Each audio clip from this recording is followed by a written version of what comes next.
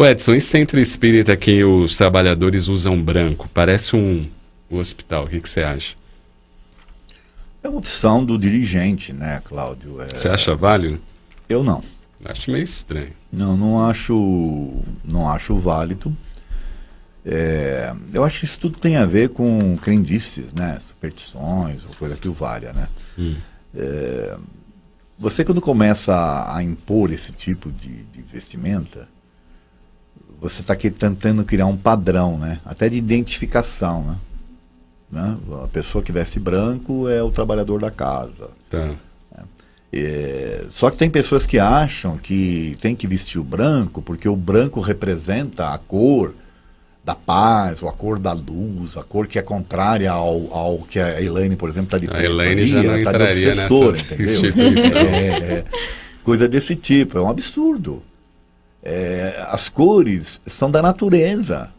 Não tem sentido você achar que... Você pode ver que nas representações que se fazem, né, de mentores, o mentor vem de branco, todo iluminado. Na representação de um espírito sofredor, ele vem todo de preto. Ou vermelho. Ou de vermelho. É um absurdo. Isso aí não tem nada a ver uma coisa com a outra. São superstições apenas. Tá certo? Se você parte para fazer isso com o objetivo de padronizar ou com o objetivo de identificar, eu até poderia considerar. Mas mesmo assim eu acho que não faz sentido. Na minha opinião.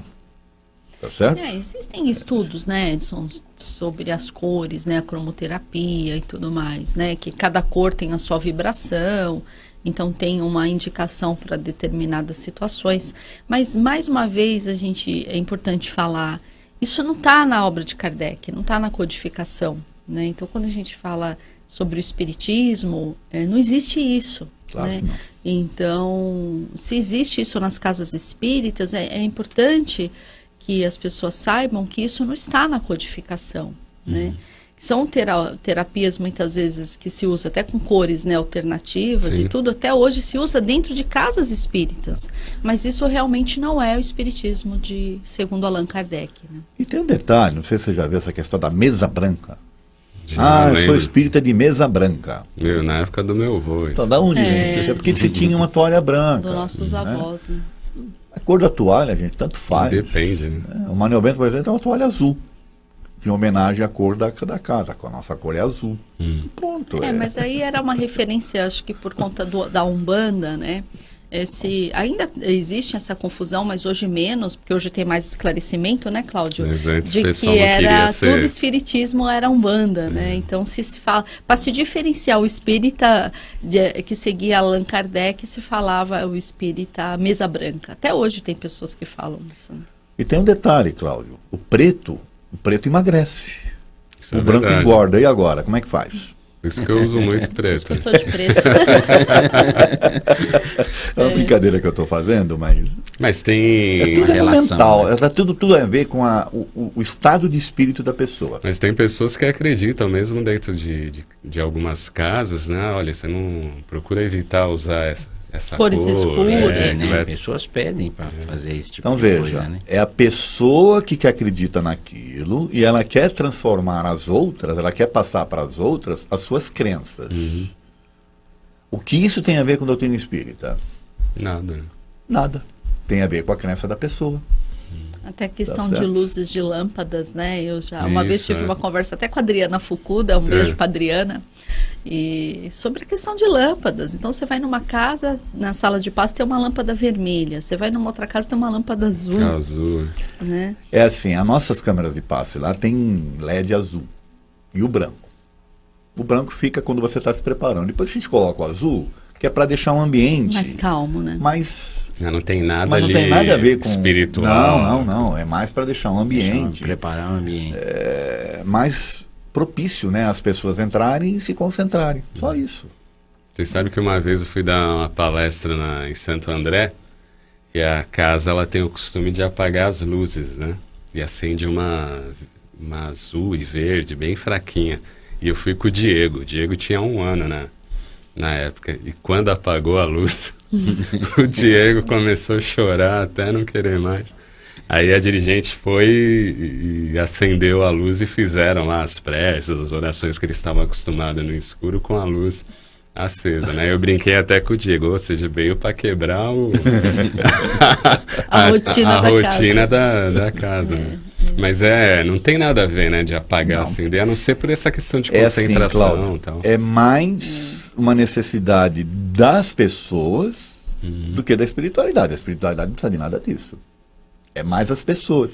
Então tem pessoas que, por exemplo, que para se concentrar precisa dar a mão, fazer corrente, precisa ou estar num ambiente, né, mais escuro, tal. Tem outras que não, quer dizer, é tudo uma questão de fórum íntimo, ou seja, de necessidade da pessoa em relação àquilo que ela está aprendendo.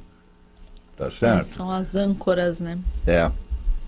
São as muletas, vamos assim dizer. As muletas. Tem uma participação aqui da Janaína, de São Paulo. Ela fala aqui que frequentou um centro espírita e uma vez ela levou uma amiga e por ela estar de vestido, ela foi proibida de entrar e não passou da porta mesmo, né? E ela fala, o vestido não era curto, estavam recém-saídas do trabalho e o vestido estava no joelho. Nesse mesmo centro, no banheiro, tinha uma placa com cores de esmaltes permitidas para os trabalhadores da casa. Inclusive, lembrei muito desse centro no vídeo dos Amigos da Luz, né? Tem um vídeo que eles lançaram recentemente falando de roupa branca, né?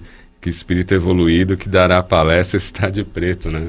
O Edson mandou esse vídeo é bacana. Olha, até a cor do esmalte, Edson. Brincadeira. Então, tá vendo? Ó, tiveram que proibir. Então, esse centro, por exemplo, colocou um sensor lá na porta. Uma pessoa que decide quem entra, quem não entra. Sabe o que eu imagino, assim, na lei de reencarnação, que os dirigentes dessas casas são a reencarnação daqueles padres, aqueles bispos lá da época da Inquisição. Ficava pegando o que a pessoa faz ou não faz. Né? Agora, estabelecer cor de esmalte para trabalhador. E não, se você ainda conversa numa conversa reservada, que nem eu falei aqui, de orientação, né? Agora você coloca um cartaz no banheiro. Olha, tem de tudo, hein? Você sabe que, não sei se a gente tem tempo, Cláudio. 1 minuto. Eu já pensei muito sobre isso, porque eu também sou uma trabalhadora que vou direto do trabalho, né? Mas não sou borracheira, então muitas vezes eu vou direto do trabalho. Não, vamos falar que você está com discriminação. E eu tinha essa dificuldade, porque muitas vezes a gente está com uma roupa de trabalho, né? Eu sou advogada, então às vezes a gente tem um tribunal, uma coisa assim. E a gente percebe, às vezes, que algumas pessoas se incomodam por você estar vestido com uma roupa social. Assim deve ser com o homem quando está de terno. Você vai de terno para dar palestra, né? E as pessoas mais simples, elas se incomodam com isso. E eu aprendi que a gente tem que ser a gente mesmo, né? Eu vou deixar de ir no trabalho porque alguém vai se incomodar que eu estou com uma roupa social ou porque eu estou de salto alto, né? Então, a gente precisa ser a gente mesmo. Eu acho que é assim que as coisas funcionam da melhor maneira. Bom, tem um pessoal participando aqui pelo WhatsApp, a Clarice de Muriaé, Minas Gerais. Ela diz: o bom senso serve em qualquer situação, lugar e nunca é demais. Quem mais está aqui? A Ana, programa Manhã Boa Nova, concordo que os voluntários se vistam adequadamente. A Arlete de Guarulhos. A Ana diz o seguinte: a casa que eu frequento, ela proíbe crianças na palestra. O que acham? É assim, é aquela velha história, né? O silêncio é uma prece, né? Eu acho isso um absurdo, sinceramente. Naturalmente que a criança, ela, que nem o teu caso, né? Que você levou o teu filho, o Diego, ele começou a chorar e tal. É normal que isso aconteça, tá certo? Cabe às pessoas que estão imbuídas ali desse trabalho, de ter o bom senso, de ter a caridade necessária, de ter o carinho, ter a atenção para atender essas coisas. Então, por exemplo, se uma criança começa a chorar lá no público, um trabalhador vai, traz a mãe, tenta apaziguar, tenta colocar uma aguinha, tenta dar uma forma, né, para que as coisas sigam e não deixar todo mundo preocupado, né, porque a criança está chorando, entendeu? O palestrante para de falar, fica preocupado. Eu já vi palestrante, Cláudio, numa palestra, parar a palestra e falar assim: vocês querem alguém cuidar dessa criança que está chorando para que eu possa falar para essas 150 pessoas que querem me ouvir? Louco. Olha o nível. Ele acho que ele ficava lá na palestra contando, né, a quantidade de pessoas que estavam lá, para exaltar o seu ego, sei lá. Menos que isso ele não fala. Já aconteceu, Cláudio. É muito delicado, né? Então, pelo amor de Deus, né? Vamos bom senso, poxa. O que é isso? Que coisa mais linda do que você receber criança numa casa espírita? A criança ilumina o ambiente, a criança... E a falta de educação, né? Com todo mundo, isso? com os pais. Né? Dá licença, né? Olha, essa aí eu nunca tinha ouvido, hein, Edson? Eu ouvi isso, Cláudio. Pergunta pra mim se a gente trouxe esse palestrante de novo lá no Mel Bento. Nunca mais. Nunca mais. Hein? Sinto muito. Tá louco, hein? Que tem cada coisa, hein, que o pessoal inventa que é brincadeira. As pessoas esquecem de seguir, acho que os ensinamentos de Jesus, né? Que é o nosso modelo, guia e mestre, né? E as pessoas esquecem o que é amor, que é caridade, que... Não, e não é só tolerância. isso. Ele conseguiu fazer com que o público ficasse... Contra, né, a contrário, criança e parasse de ouvir a palestra a partir dali, porque, bom, peraí, eu vou ficar ouvindo uma pessoa que trata uma criança desse jeito? E uma Acabou mãe? o clima ali, né? Nossa Senhora. O Nelson Oliveira, ele diz aqui sobre a questão das cores, que não é do espiritismo. Ele pergunta aqui que na época de Kardec os espíritos não estavam preocupados para o assunto, mas aí ele pergunta da aura de cada um, reflete seu estado mental, e o sensitivo percebe estas cores. Tanto é que nas fotos Killian aparecem estas As cores, né? energias. Aí ele fala sobre essa questão da cromoterapia, se tem algo a ver na questão da aura. Eu não sei se na foto Killian mostra as cores. Na foto Killian mostra energia. Né? Essa questão da cor é as pessoas que enxergam. A gente sabe que, naturalmente, dependendo do tipo de pensamento que você exala, né, que você está, da energia que você está exaltando, né, que você está expandindo, dependendo do seu tipo de pensamento e sentimentos, tem lá as suas características, né? Com relação às cores, como eu não sou vidente, eu não posso falar, tá certo? Eu não sei. Mas eu tenho a minha dúvida com relação à foto Killian. A foto Killian capta energia.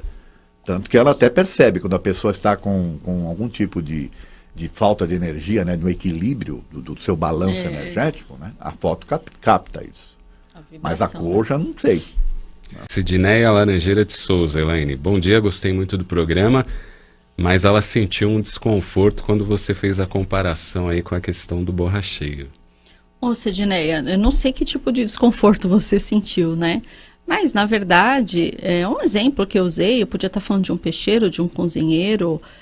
O que eu quis dizer é realmente a pessoa que muitas vezes tem uma atividade profissional, né, que ela pode ter um determinado odor, determinado a limpeza mesmo física, que pode atrapalhar, às vezes, no trabalho de passe ou no trabalho espírita.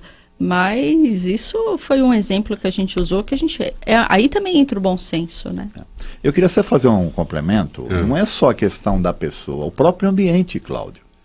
Nós já tivemos situações onde as pessoas estão lá para um trabalho mediúnico, aí quando você apaga a luz, começa a vir os pernilongos. Como é que a pessoa, o médium, vai se concentrar com um pernilongo picando ele? É verdade. Então são cuidados que tem que se ter, que as pessoas às vezes não reparam, que você tem que ter para ter um bom rendimento, uma boa reunião mediúnica, só isso. Até a questão de pulseiras, mulheres que usam muitas pulseiras, não Faz sei se barulho, você já viu, vai dar passe aquele com aquele barulhão. barulho, tem tudo isso. Ou um colar coisas. balançando na pessoa, pegando na pessoa, né? Participação aqui do Wilson de Jundiaí, ele questiona aqui se as pessoas também podem falar, no caso de frequentadores que vão com camisetas com figuras bizarras. O que você acha, Edson? É assim, está dentro do contexto que a gente está falando. Se você vai proibir uma moça de ir com decote, você vai proibir um rapaz de entrar com uma camiseta de caveira, por exemplo. É moda, gente.